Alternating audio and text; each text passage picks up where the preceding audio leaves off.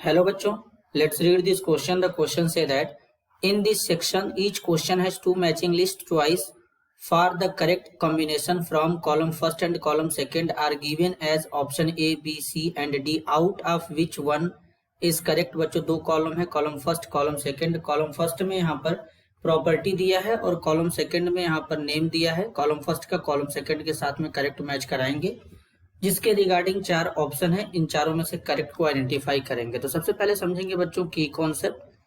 की कॉन्सेप्ट क्या होगा बच्चों? की कॉन्सेप्ट होगा properties of carbon compound. Carbon compound. तो अगर बेसिकली बच्चों अगर हम कार्बन कंपाउंड के प्रॉपर्टी की बात करें तो एक एक प्रॉपर्टी को यहाँ पे डिस्कस करेंगे। सबसे पहले है गुड लिब्रिकेंट। बच्चों जो ग्रेफाइट होता है ये गुड लिब्रिकेंट होता है। ग्रेफाइट जो होता है गुड लिब्रिकेंट होता है। ग्रेफाइट जो होता है बच्चों ये स्लिपरी नेचर का होता है, तो ये एक गुड क्या होता है? ल्यूब्रिकेंट होता है। गुड ल्यूब्रिकेंट होता है, जिसे स्नेहक भी कहते हैं बच्चों। इसके बाद सेकेंड है बच्चों compound of carbon and hydrogen.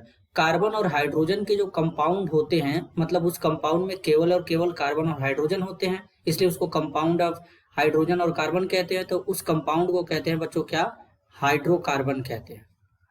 Hydrocarbon. For example अगर बच्चों बात करें जैसे कि मीथेन है, मीथेन में केवल कार्बन और हाइड्रोजन है, तो ये कंपाउंड कार्बन और हाइड्रोजन का है, इसको हाइड्रोकार्बन बोलेंगे। नेक्स्ट है बच्चों ब्यूटेन एंड आइसोब्यूटेन। तो अगर हम ब्यूटेन और आइसोब्यूटेन की बात करेंगे तो ब्यूटेन कुछ इस तरीके से होता है बच्चों, CH3 CH2 CH2 CH3, ये ब्यूटेन है। ब्यूटेन में बच्चों 4 कार्बन है, 10 हाइड्रोजन है, तो फॉर्मूला क्या है? C4H10।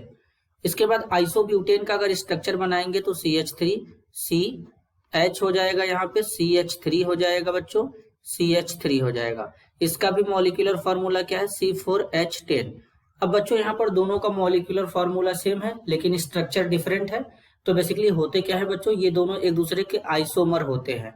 आइसोमर का मतलब ऐसे कंपाउंड जिनका मॉलिक्यूलर फॉर्मूला सेम होता है लेकिन फिजिकल और केमिकल प्रॉपर्टी डिफरेंट होता है, उसे आइसोमर कहते हैं। तो फॉर्मूला तो सेम है, दोनों में कार्बन 4 है, हाइड्रोजन 10 है, लेकिन इनका प्रॉपर्टी डिफरेंट होगा, इसलिए ये दोनों एक दूसरे के क्या है बच्चों? आइसोमर है। अब बेसिकली बच्चों बात करेंगे एल्कीन की। तो अब एल्कीन क्या होता है? एल्कीन एक हाइड्रोकार्बन होता है, लेकिन कैसा हाइड्रोकार्बन होता है? जिसमें कार्बन कार्बन के बीच में डबल बॉन्ड होता है। तो अब जब कार्बन कार्बन के बीच में डबल बॉन्ड है तो इस एल्कीन को हम लोग बोल देंगे बच्चों unsaturated alkene. Unsaturated alkene.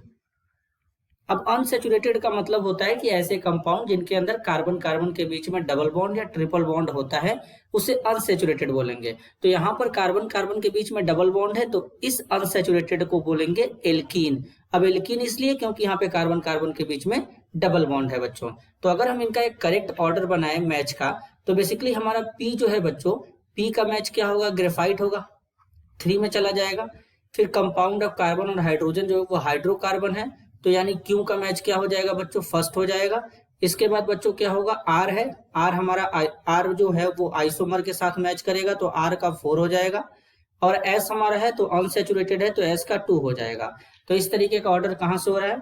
Option A में बोला गया है पी का 3, क्यू का 1, आर का 4, एस का 2, तो ऑप्शन ए करेक्ट हो जाएगा। अदर ऑप्शन जो है बच्चों वो गलत हो जाएंगे, क्योंकि ऑप्शन बी में पी का 1 है तो गलत हो गया। ऑप्शन सी में पी का 3 है लेकिन क्यू का 2 हो गया, इसलिए गलत हो गया। ऑप्शन डी में पी का 2 है, गलत हो जाएगा। तो करेक्ट आंसर होगा option A. This is your answer. I hope you understood it well. All the best.